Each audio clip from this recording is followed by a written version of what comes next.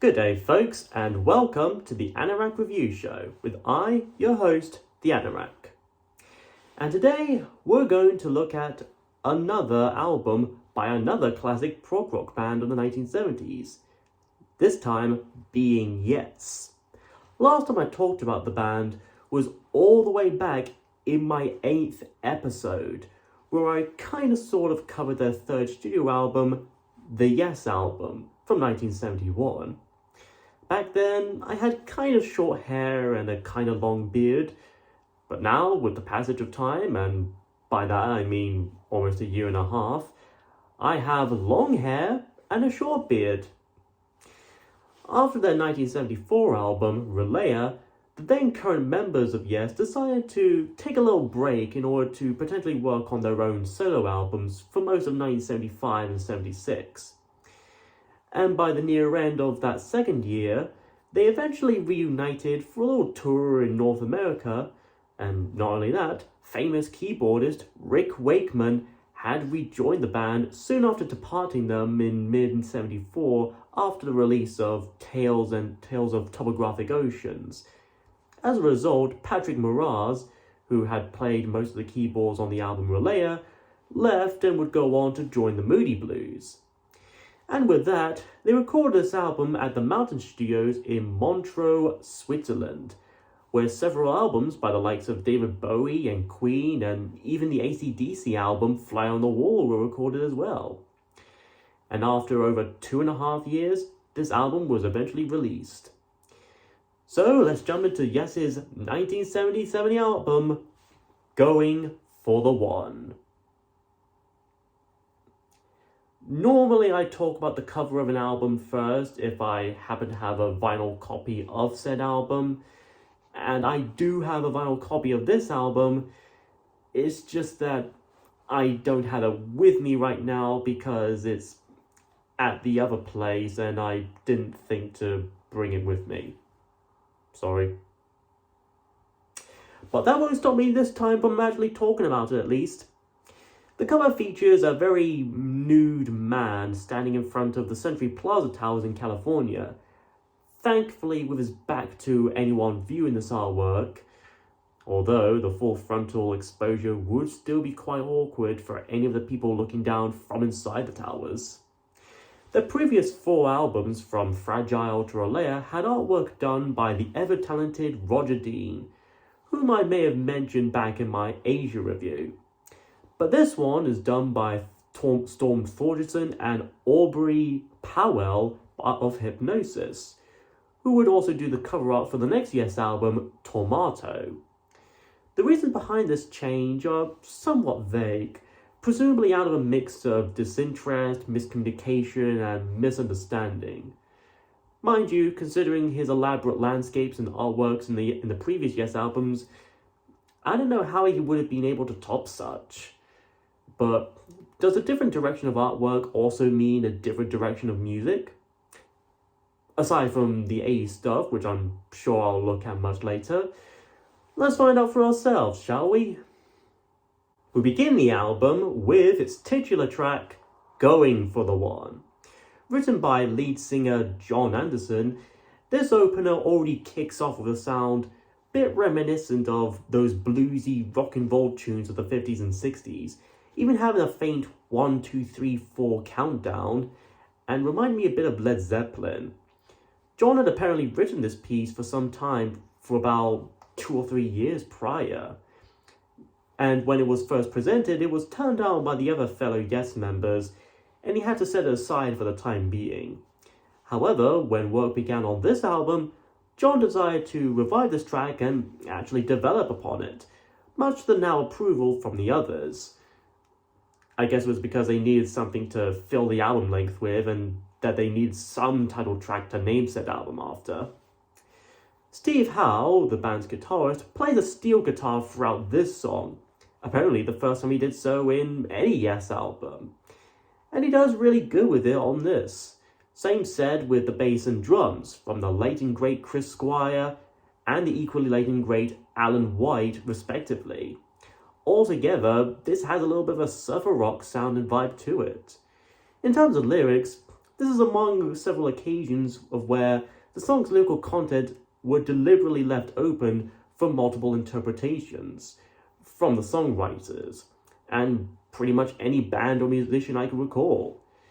As they stated and recited several ideas and influences behind this track's meaning, among which being the mental, physical, and emotional challenges that a person would face when competing and practicing in an intense competitive sport, like football, cricket, rugby, horse chasing, boat chasing, etc.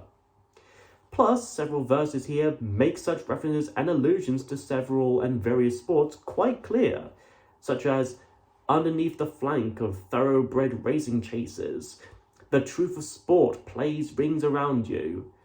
On top of that, this track could be using such sports as metaphors for things like spirituality, raw feelings and emotions, and just competing in general, like trying to win the heart of a particular love interest, going for the wand and all. John even breaks the fourth wall a bit, saying that now the verses he has sang don't add much weight to the story in his head. So he's thinking he should go and write a punchline. Although, as Joaquin Phoenix as the joke would tell you, there's no punchline. It's not a joke.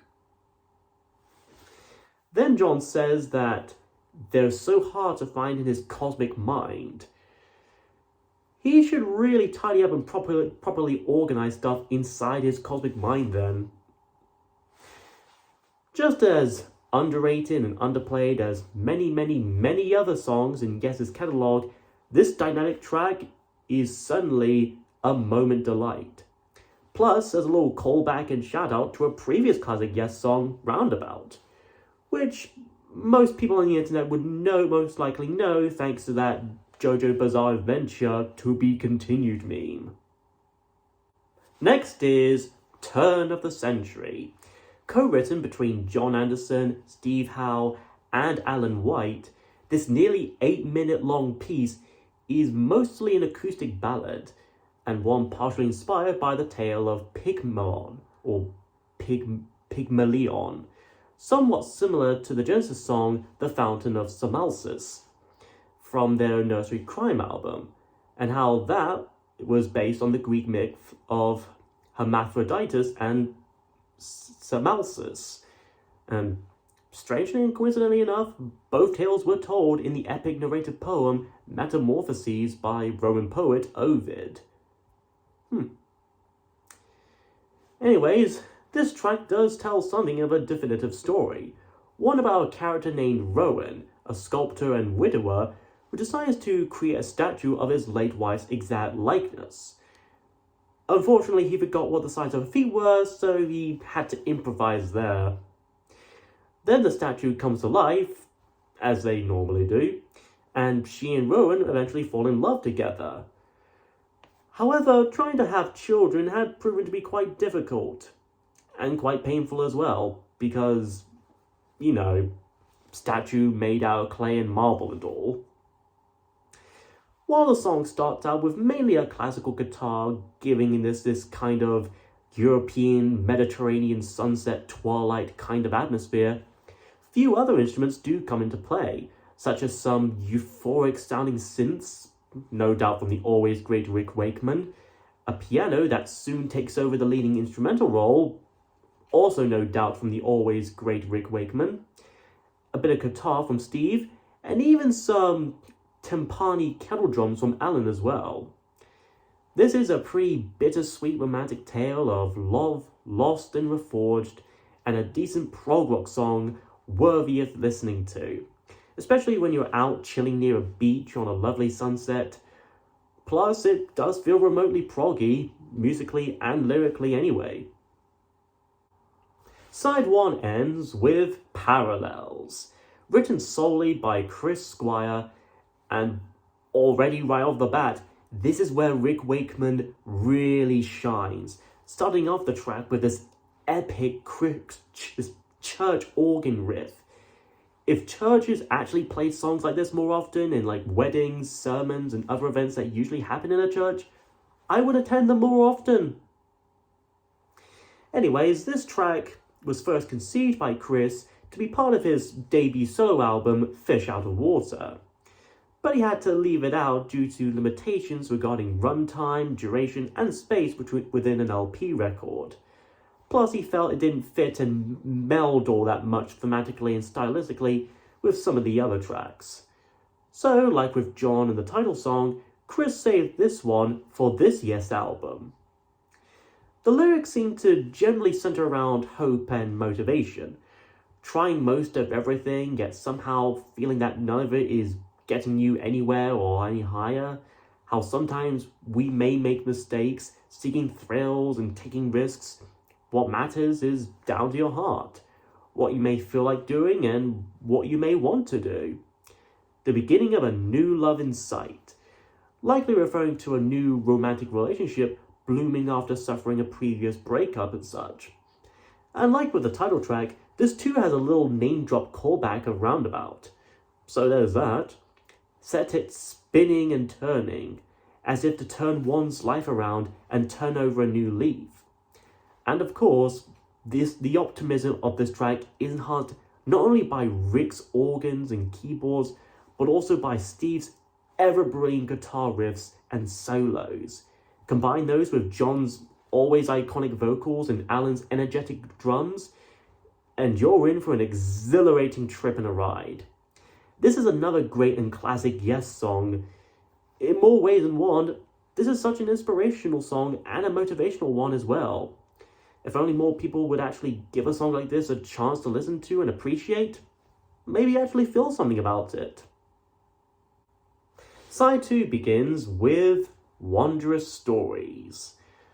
Or at the very least, one wondrous story anyway.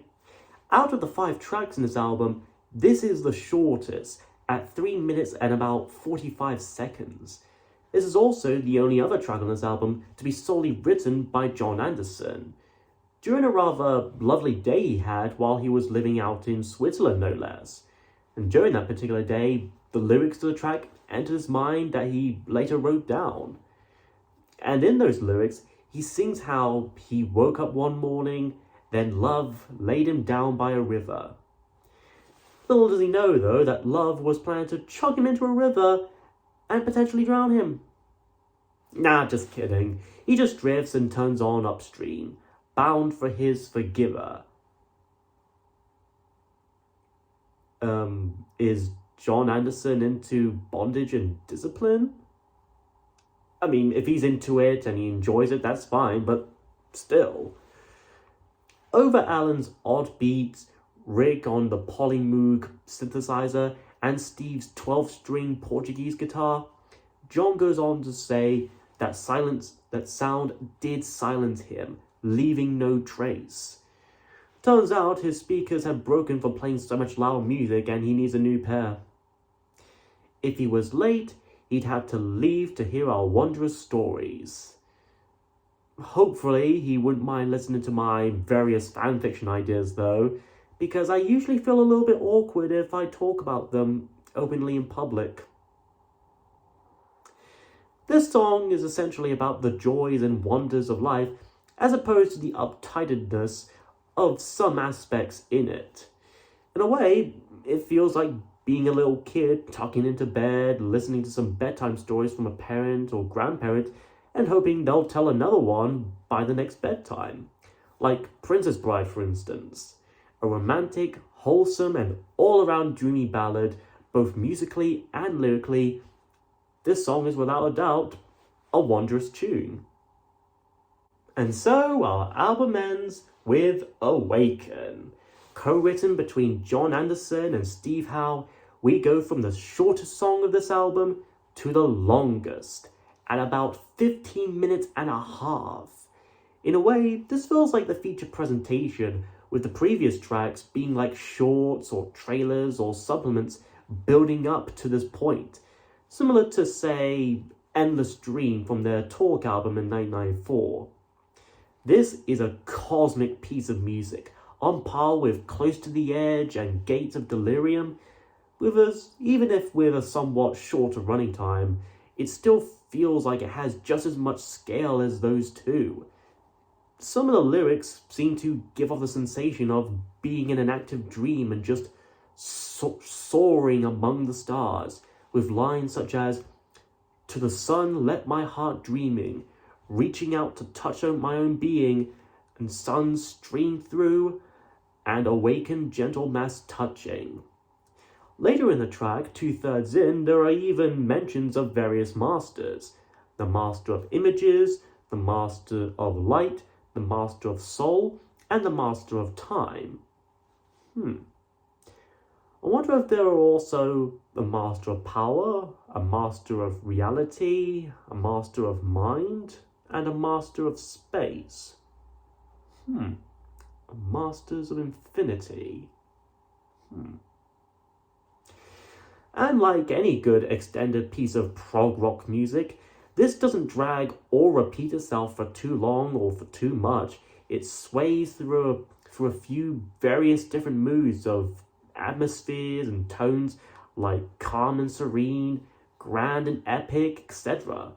Even in, and especially in, the instrumental sections where there's no lyrics being sung. All 5 members really do give it their all, at least, with this track. John's vocals, Steve's guitar, Chris's bass, Rick's keyboards, and Alan's percussion. And by the end, you'd almost feel like you reached some form of ascension or enlightenment and have come back to Earth, down to it, with a whole new perspective. And it's honestly a good enough closer and finale for Going for the One. And with all that said and done, this album's pretty good. Most, if not all, of the tracks here are pretty much hidden gems. Hell, a lot of Yes albums could be considered hidden gems as well, and this is certainly no exception. Tracks like Turn of the Century and Wondrous Stories are very sweet and melodic, while other songs like Parallels, Awaken, and the title track are very catchy and definitely show off some of the band members' skills, and their songwriting as well. Plus, this album did mark a change in direction of sorts, at least a change back. Whereas the previous albums like Close to the Edge and Relaya were essentially 3 songs each, one long suite for the first half and 2 slightly shorter songs for the second. And in the case of Topographic Oceans, it's 4 long suites consisting into a double album. Going for the One went back to the tradition of having a few more direct songs spread across the sides of a vinyl record, all balanced out and everything. Much like with their first 4 albums, Yes, Time and a Word, the Yes album, and Fragile. And this would go on for most of their studio albums to come, for better or worse. So if you want to get into Yes and a lot of their stuff in the 70s, give this one a try. Go for it and all. And who knows, it might go for you too. Next time, we look at yet another Fleetwood Mac album. And this time, we're going to do a little tango in the night.